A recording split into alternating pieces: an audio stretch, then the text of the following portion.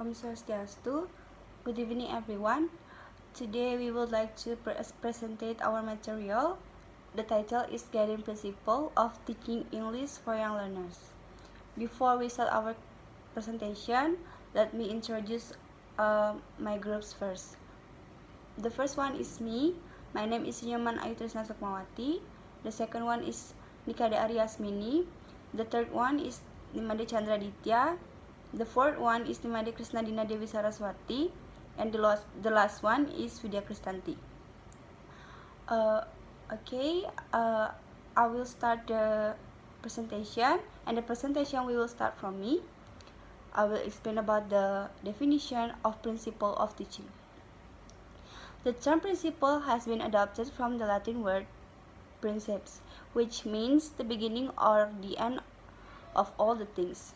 Principles are sometimes the success and the causes from which things proceed, as for instance the visible universe.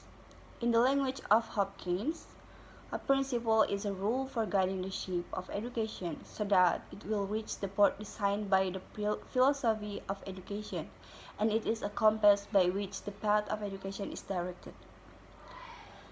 In general, the term principle is often used to mean any of general truth or guiding norm by which a process is carried on, as when we speak of mathematical principles. Principle is accepted as fundamental truth, and it may considered a comprehensive law, a doctrine, a policy, or a deep-seated belief which governs the conduct of various types of human endeavor. Principle also refer to the psychological law of learning, to important educational theories, to the statements of facts, and to governing law of rules of conduct, and also to generally accepted needs. Thank you. Good evening. My name is Dina. Now I will present Principle of Teaching English for Young Learners. The following teaching principle can be identified. The 1. Create a pleasant, relaxed atmosphere in the classroom. The more relaxed and pleasant atmosphere is, the more motivated the learners become. Here are great. The tense classroom creates anxious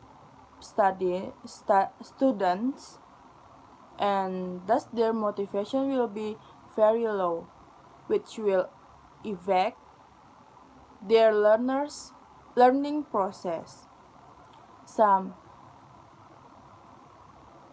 Libyan young learners used not to be as active as they should all course long to avoid the teacher's negative comments, where he didn't believe his learner's mistake and used to consider this mistake as sins. Number 2. Present the text properly. Application of better teaching methods increases the motivational levels of the learners. In other words, presenting the text in an interesting manner creates a positive attitude toward learning.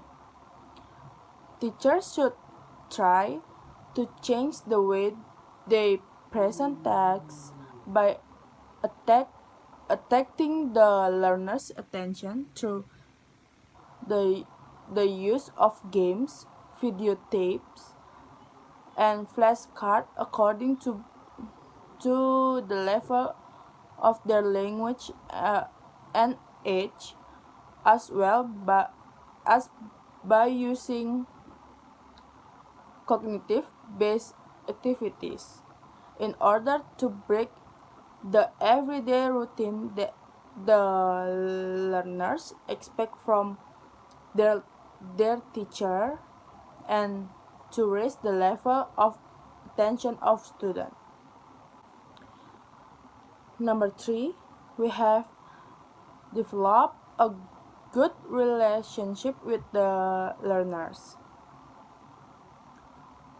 Al-Mogani point out that the value of developing good relationship between teacher and the students is well known among teachers in general and among teachers of a second language in particular. However, personal relationship between student and the teacher is not common in Libyan school. It is believed that certain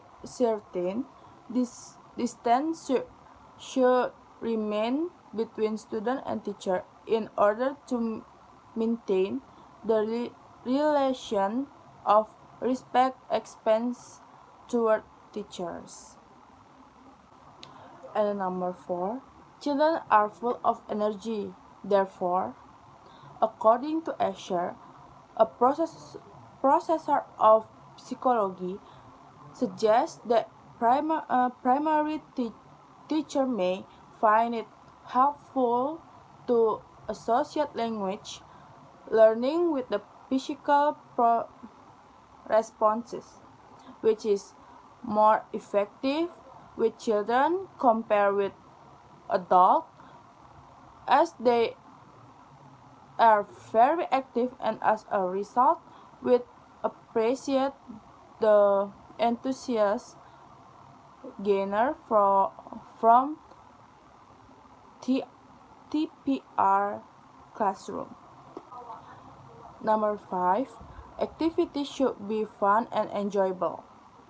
Moon emphasized that the idea that activities should be fun for children to keep them motivated and interested. In addition, according to Pigot's theory, learning occurs when children take action, so children can learn English better by doing. Number 6, support and guide your students. Children need to be supported and guided, making them interesting in the activity and showing them how to do it while controlling their frustration during the process of learning. And the next, recycling for better language learning. Language items should be recycled wherever possible using different activities in which each is based on the information present in the previous activity. For example, listening to something, then thinking about it, and after that reading the same thing. And the last, create and encourage cooperative work.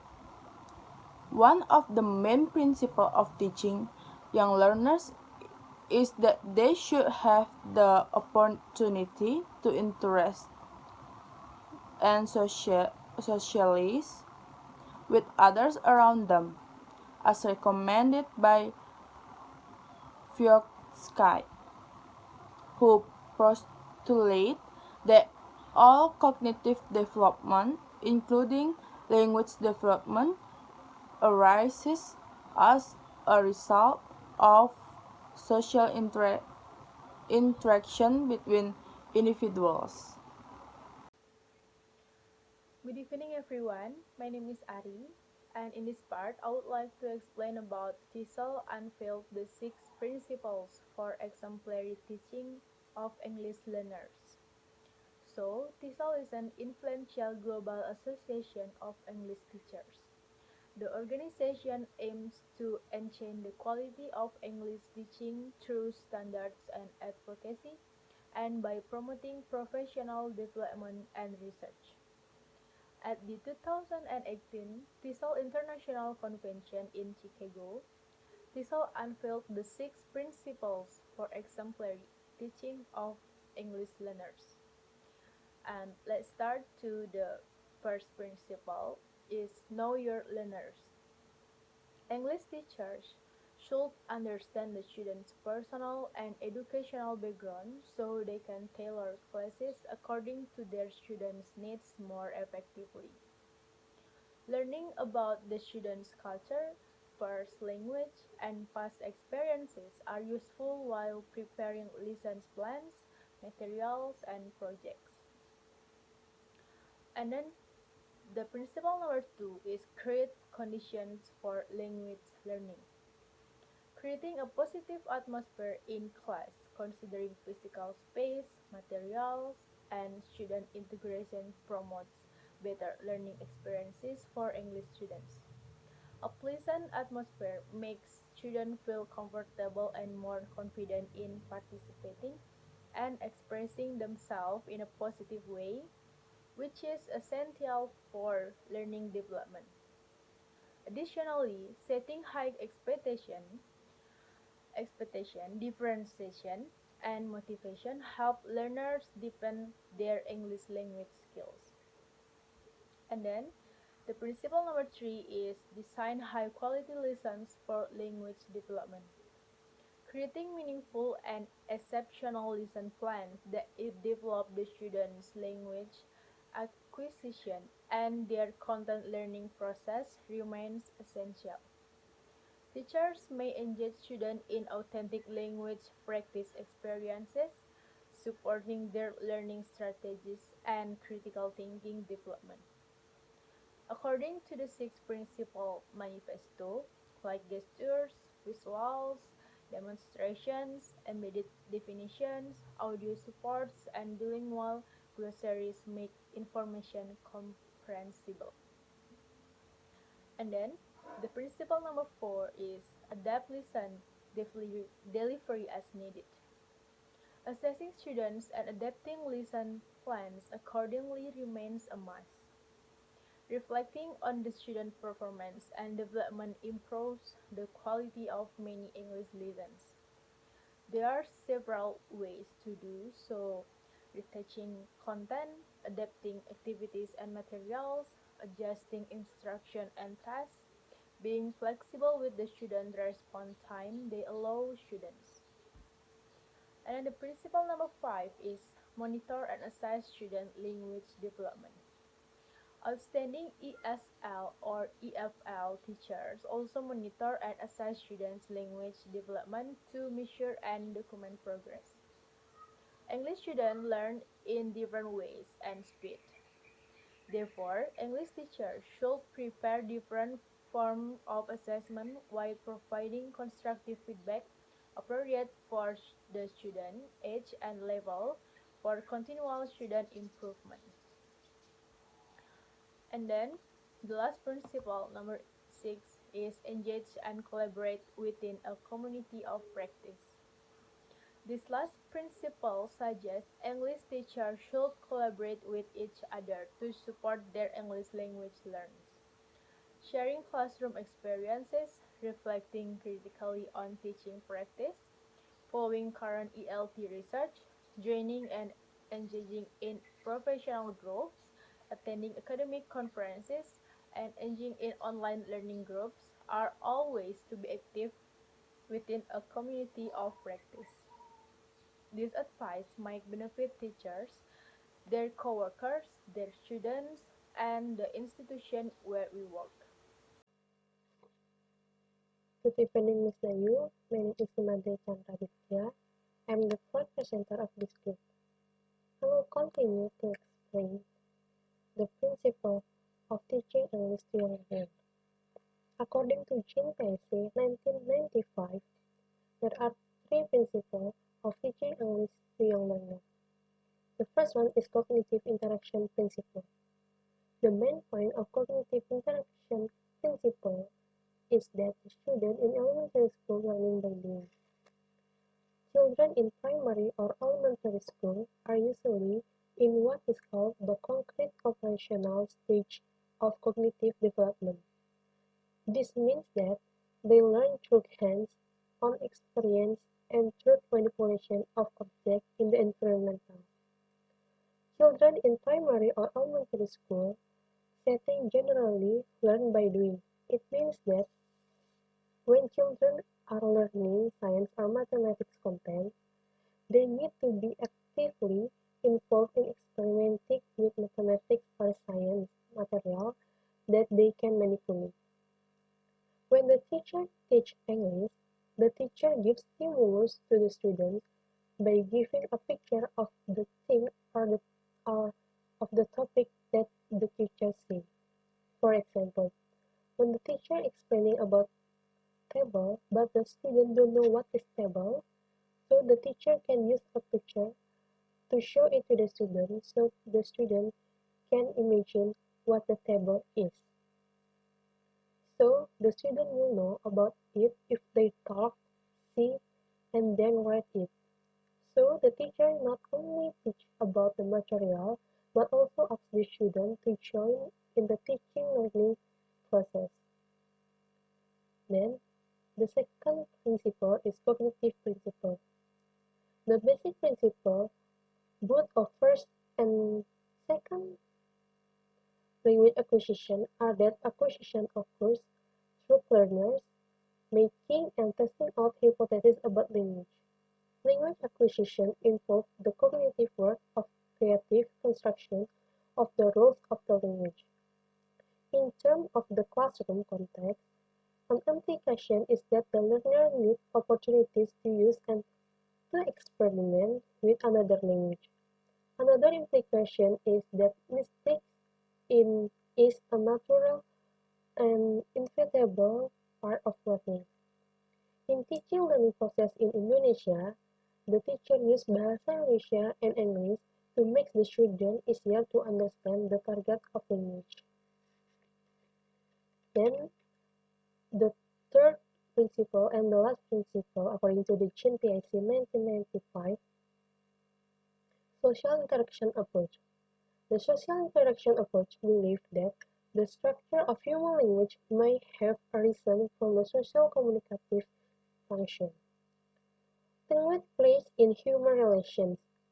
According to Ellis Fillmore Christian and Thomas Carr, 1996, putting this principle into practice would mean that learners need to talk with each other and need to have language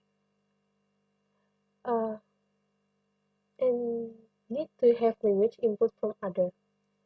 While explaining and do exercise, the teacher allowed the students to do it with friends, so it is stimulating to the student to talk each other and get the information from the other person. So that's all my explanation about the principle of teaching English to young learners according to Jane PIC. The next material will be explained with my friends. Thank you, Miss. Good evening, my name is Vidya Kristanti. I would like to explain about the importance of principles of teaching. The first is principles are the chief guide to make teaching and learning effective and productive. The second is principles are the fundamental through which we proceed from the one situation to another. And then principles are important for the governing of action and to operation of techniques in any field of education. Through principles explain educational process, they show how things are done and how educational results are achieved. For the individual, a principle, when it is understood and accepted, serves in important way to guide his reflective thinking and his choice of activities or action. And the last is in the field of education, an accepted principles becomes part of one's philosophies, which serve to determine and evaluate his educational aims, activities, practice, and outcomes. The conclusion. Principal can guide language teachers in how to teach young learners, what skill they should introduce first, how to choose and establish effective activities, and what kind of support young learners need at each stage. Principles of learning could vary according to the theory or method of teaching being used. For instance, audiolingual methods view language learning as a habit formation, whereas the communicative approach view language learning as an interactive and cognitive process. Therefore, teachers of young learners should be aware of different theories and methods of teaching as well as the principles of learning. They also need to match their educational practice to the way children think and learn by understanding the whole child and the nature of the language learning process. Thank you.